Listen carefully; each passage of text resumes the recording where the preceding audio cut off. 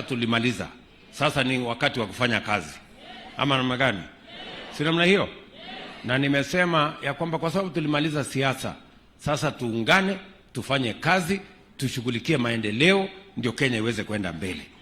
Maneno ya fujo, watu kusema tufanye maandamano, tuharibu mali, unaharibu biashara, unachoma lami, unafanya nini? Sio ni upuzi mingi sana? Ama namna gani?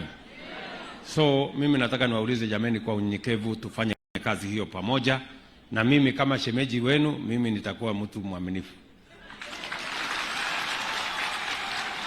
Iko tu shida kidogo, iko kashida kadogo, kwa sababu sasa, yani nyinyi kweli, yani shemeji mnampimia kura kama dawa.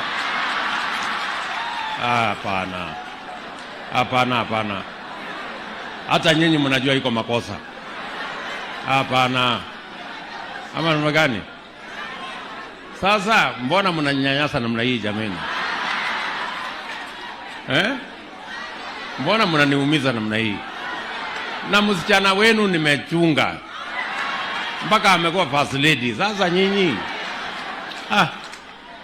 lakini mkiendelea hapo mnaendelea, mkiniendelea kunionea, nitawashtaki kwa Mungu.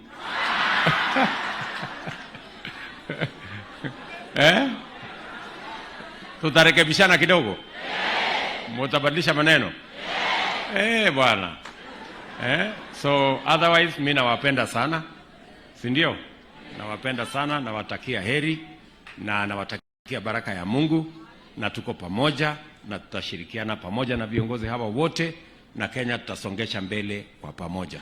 Asanteni sana. Orio muno, Nyasaye mulinde.